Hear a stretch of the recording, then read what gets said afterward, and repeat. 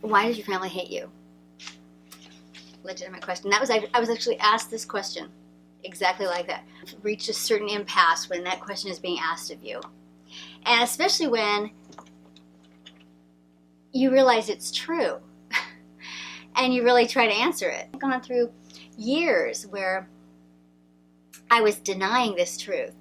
I just proved to them that I was changed, that I was not all the things that they thought I was.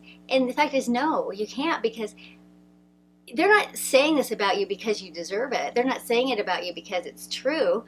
They're saying it about you because they need you to be a scapegoat. They need you to play this role in the family. And the longer they do it, the more they need it, because the more of an injury it's going to cause them if they confront it. So what I didn't realize years ago is I thought, oh, you know, they're misled. They're going to realize that they made a mistake and they're going to fix it. Well, I didn't fully understand narcissists yet, and I didn't understand that they weren't going to fix it. And in fact, the longer it went on, the worse they treated me, because the worse they had treated me. You know what I mean? So it was like the more that they conflict with their own opinion of themselves, which was that they were flawless, that they had good judgment, that they were an excellent brother, excellent parents, excellent this, an excellent family, that, you know, they were, you know, all these things, that the behavior was totally proving that they weren't, and they were not going to look at that. And so if the goal here is to heal ourselves, which it is, that is the goal of all of it. And if you can look at it that way, if you can go, okay, my purpose here is not to continue in this abuse, but the purpose of it is so you can see yourself and you can change yourself and you can heal yourself. You know, then it has meaning, and then it dictates what you need to do. He says life doesn't happen to you, it happens for you. And, you know, I can really see that here, because as painful as it is, there was no other way that I was going to really learn the lessons that I needed to learn about being there for myself, about what I was capable of and about not betraying myself and all of that stuff, that I needed to be put in a situation where I had to fight for myself and I had to prove to myself what I could do. I did betray myself first. Before anyone betrayed me, I had long since betrayed myself. Granted, I was born to do it. I mean, I was trained to do it from the very beginning of my life. So I didn't stand much of a chance of not doing it. But the depression, you know, the depression came from so many places. It came from the cognitive dissonance of knowing that my life didn't add up, of knowing that I was living one way when there was this other truth. And the other truth was that deep down I understood, I really believed that if I didn't do things just right, I would be abandoned, and that did turn out to be true. So the cognitive dissonance of telling myself that I was loved when I wasn't, because obviously that's not love. And the cognitive dissonance of telling the world that I had this extraordinarily great family and great marriage, when in reality I was being abused. I was being really, really abused. There was nothing I could do to win. It was like the first time around I was completely just sideswiped and caught off guard, and he came in and just was super aggressive, and I was blamed for being not, you know, for not taking care of myself. It was like, you deserved it kind of a thing. But then when he came again to attack me years later, and I was totally prepared, and he didn't win anything, then it was, you know, that I was too aggressive. I was the mean one. You know, there was just no way I could win. I was dealt this impossible situation. He had stolen our business, all of our assets, left me destitute and disabled, a way to get solvent again and actually buy a house and buy a car and, you know, put a life back together.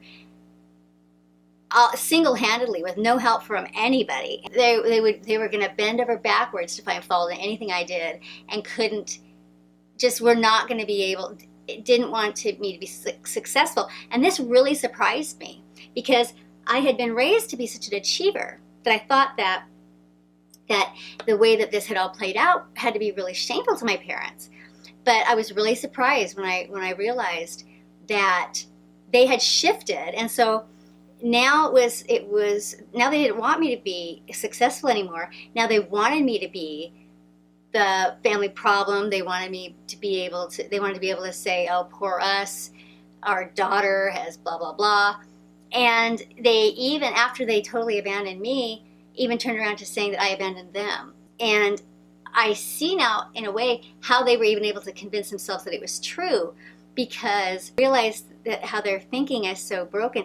But they thought that once it was over, and then they hadn't really thought as far ahead that we were going to get through this whole thing, and that I was still going to be around, but I wasn't going to either have died or been sent away for a life sentence, and for this little crime I did, or that I was going to kill myself, or and there were things that they were really trying. They were trying to have me committed. They were trying to get in even more trouble with the law. No one seemed to care if I died. They seemed really mad at me that I didn't die. So it was clear that they weren't planning on ever coming to this situation where we were going to continue living together. I was going to continue being here around them, alive. That it didn't seem to be anything that factored in. And so when it turned out to be that way, and then they wanted to act like basically nothing had happened, they just wanted me to pick up where we left off. They really, because they'd lied to themselves so much about what was going on, they thought that was really possible. They thought, whereas I knew that they didn't want anything to do with me. I knew that the situation that I was in now, that how destitute I was and how desperate my life was, they didn't want anything to do with it. They would have rejected me all over again had I come back around them. They didn't want anything to do. This is what they didn't want. They did not want a daughter that needed them, and I totally needed them. So the only way I could ever have come back was if I completely didn't need them anymore. And that really has, not really ever happened. And I mean, you could say it's happened. It's happened in every way, but emotionally in the last few years. But I still needed them emotionally, and they could still definitely harm me in the ways that they would be withholding and rejecting. Obviously, when I go through something as dramatic as losing my son, and believe me, I wanted to, because I knew that it was best for my kids. It would have been best for my kids to have an extended family. And so if there was any way that my family could be a loving family, I was going to take them up on that offer for my kids' sake. But they couldn't be, and they were proving it to me all the time, because they weren't able to make even the slightest move in that direction, ever. They have to go on continuing to repeat the mistake. They've been completely played by my ex-husband, completely played to do his bidding for him. It conflicts with their opinion of themselves, which is that they're smart, which is that they were all-knowing in this thing, that they knew best, and that they took the right side and all that stuff.